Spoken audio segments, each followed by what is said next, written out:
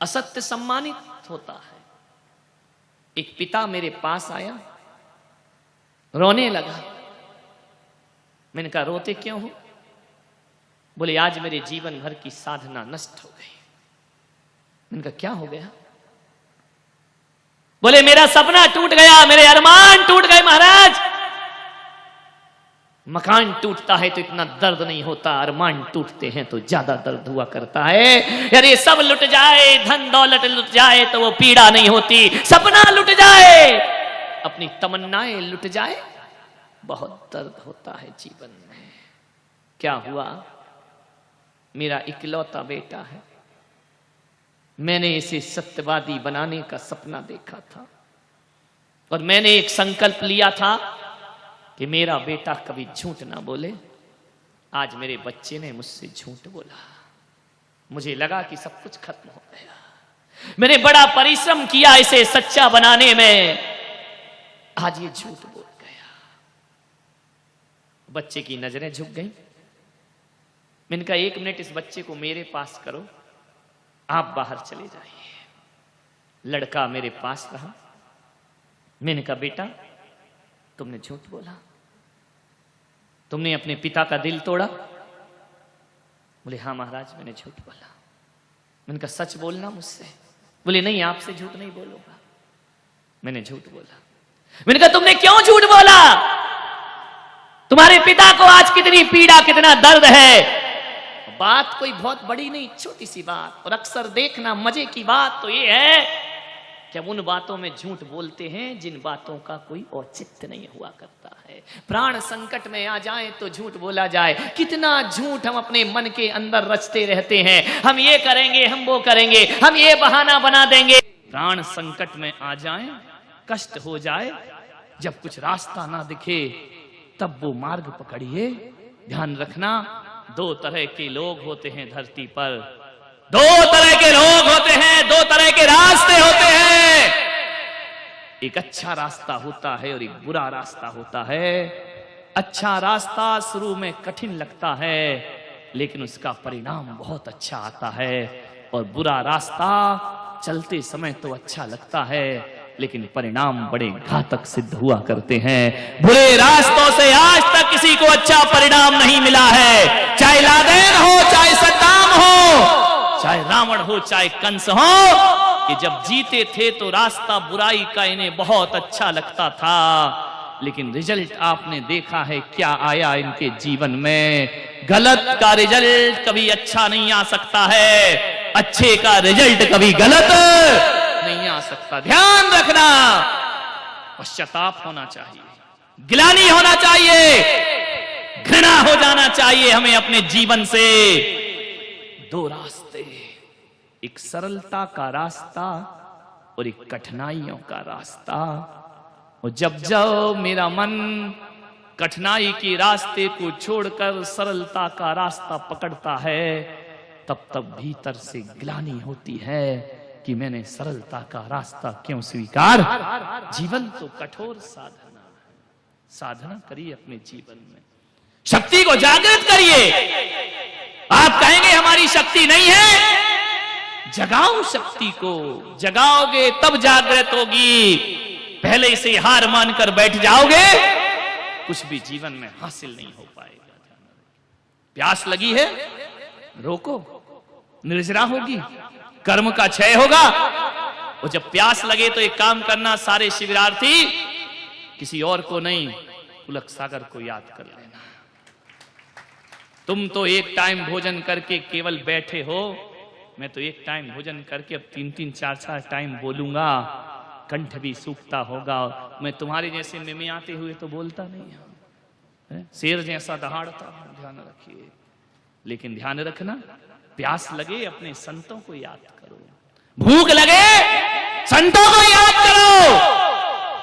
बाहर निकलने में शर्म लगे सफेद कपड़ों में तो मुझे याद करना। तुम्हारे पास तो धोती है, मेरे पास तो लंगोटी भी नहीं है मेरे भाई। ध्यान रखना, कैसे जीवन की साधना, किस जिनेंद्र को पूजते हैं? अपरिग्रह में जीने वाले भगवान। ध्यान साधना करो, तुम्हारा भला होगा, तुम्हारा पुण्य जगेगा। शक्ति को पहचानो। अनंत शक्तियां तुम्हारी आत्मा के भीतर मौजूद है। जो तपस्या करेगा उसकी शक्ति जागृत हो जाएगी। अधिक से अधिक मौन रहने का प्रयास करो। क्या रखा है बकवास में, क्या रखा है बोलने में, राग देश भरी बातें, क्या रखा है इस जीवन में, क्या था, क्या लाए हो, क्या लेकर के जाओगे। एक बात याद रखना, आज ये धर्म तुम्हें सुहाता नहीं है, लेकिन जब मृत्यु होगी ना शरीर साथ जाएगा, ना रुपया साथ जाएगा, ना पैसा साथ जाएगा, जाएगा इंसान तो तेरा धर्म तेरे साथ जाएगा। ध्यान रखिए, धर्मात्मा बनो, अपनी अपनी ईमानदारी से धर्मात्मा बनो। एक दूसरे के देख करके मत बनिए। आप कितने ईमानदारी से इस व्रत का पालन कर सकते हैं। मैं तो चला जाऊंगा एक दिन यहां से, लेकिन एक बात याद रखना, आपने जितनी सच्चाई से धर्म किया है, मैं माध्यम रहूंगा, लेकिन आप देखेंगे कि आपके जीवन में किस तरह से परिवर्तन आया करता है, किस तरह का पुण्य संचय होता है। सौभाग्य, अरे ये मत सोचो सौभाग्यशाली वो नहीं होता जो घर गृहस्थी में फंसा रहता है। सौभाग्यशाली वो होता है जो घर गृहस्थी छोड़कर, आज बोलिए ये सब नहीं होता। इतने लोग बैठकर यहां पूजा कर रहे होते, इतने लोग बैठकर सादगी का जीवन जी रहे होते। जियो 10 दिन बस मन में थोड़ी सी भी आकुलता आए, बस 10 दिन ध्यान रखना, ये 10 दिन जीवन में जी लिए तो जीवन का उद्धार हो जाएगा। ये तो बाहर की साधना है, भीतर की भी साधना होती है। अभी भोजन करने जाओ, मौन से करते हैं। मुनि महाराज कैसे करते हैं भोजन? मौन से। नमक ना हो कोई बात नहीं, स्वाद ना हो कोई बात नहीं, एक दिन की तो बात। ये नहीं कि अभी तो मौन दिया महाराज ने, उठ जाऊं फिर बताता हूं मैं तुमको। नहीं, कोई इशारे नहीं। लगना चाहिए आपकी भोजनशाला ऐसी ना लगे कि किसी शादी बारात में तुम लोग आए हो, ऐसा लगे जैसे किसी यारी का और महाराज के आहार हो रहे हो। ध्यान रखिए, इतना पवित्र जीवन। एक दिन 10 दिन तो साधना करो जीवन, बिल्कुल पवित्र भोजन, मौन पूर्वक भोजन, जो परोसा जाए ग्रहण कर लीजिए। शिकायत नहीं, बाद में भी शिकायत नहीं, शांति से साधना। जितना जितना मैं साधना में उतरूंगा, उतना उतना जीवन का आनंद होगा। क्या चाहिए इससे तुमको? ना धन ना दौलत, कुछ नहीं चाहिए। हे भगवान, इन 10 दिनों में कपड़े उतरे या ना उतरे, तुम्हारे ईश्वर उतर जाए हृदय में तो 10 लक्षण मनाना सार्थक और सफल हो जाए। क्या चाहिए? तुमने पा लिया सब कुछ, और क्या पाना है? पाना नहीं जीवन को, बदलना है साधना। पाना नहीं जीवन को, बदलना है साधना। धुएं सा जीवन मौत है, धुएं सा जीवन मौत है, जलना है साधना। पाना नहीं जीवन को, बदलना है साधना। मुड़ मुड़ाना बहुत सरल है, मन मुंडन आसान नहीं। मुड़ मुड़ाना बहुत सरल है, मन मुंडन आसान नहीं। व्यर्थ भभूत लगाना तन पर, गर भीतर का ज्ञान नहीं। पर की पीड़ा में मौसा, पर की पीड़ा में मौसा, पिघलना साधना। पाना नहीं जीवन को, बदलना है साधना। साधना करिए। कुछ नहीं पाना है। जीवन को बदलना है, विचारों को बदलना है, जीवन जीने की शैली को बदलना है। 10 दिन में अपने आप को बदल के रखिए। संकल्प हो जाना चाहिए कि 10 दिन में मैं बदल के रहूंगा। 10 दिन के बाद जब घर जाओ तो आपके घर के लोग कहें कि बदले बदले मेरे सरकार नजर आते हैं। ध्यान रखिए, बदल लीजिए जिंदगी। बहुत तो जी लिया, क्या मिला इस जिंदगी से?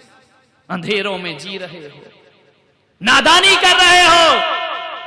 अंधेरों में जीने वाला आदमी अंधेरों को डंडे मार रहा है। एक अंधेरे कमरे में बैठकर हाथ में लाठी लेकर अंधेरे को पीट रहा है। बोलो मेरे भाई, अंधेरों को पीटने से कोई अंधेरा भागता है क्या?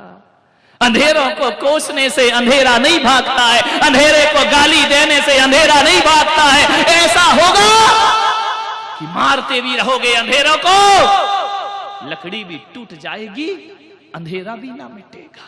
ध्यान रखिए, अंधेरों को मिटाने के लिए अंधेरों को डंडे से मारने की जरूरत नहीं है। 1000 वर्षों का अंधेरा हो, 1000 दिए जलाने की जरूरत नहीं होती है। अंधेरा कितना भी पुराना क्यों ना हो, एक दिया जला दो, हजारों वर्ष पुराना अंधेरा भाग जाया करता है। ध्यान रखिए, अंधेरों को कोसो मत, पापों को कोसो मत। एक आस्था और पुण्य का दिया जला लीजिए, अंधेरे को भागने में कोई समय नहीं लगेगा। एक दिया काफी है, एक संकल्प काफी है, एक साधना काफी है। जन्म जन्म के अंधेरे मिटा दिए जाते हैं। ध्यान रखिए, कब मिटाओगे? जब 2 पैर की जगह, जब 2 हाथ की जगह 2 पैर और लग जाएंगे तब मिटाओगे। कब करोगे धर्म की यात्रा? जब 2 सींग लग जाएंगे तब करोगे, और मूंछ हटकर पूंछ लग जाएगी तब करोगे धर्म। अभी करना है, इसी वक्त करना है। मानव का जन्म केवल भगवान को पूजने के लिए नहीं मिला है, भगवान बनने के लिए मानव का जन्म प्राप्त हुआ है। ध्यान रखिए, बनना है भगवान।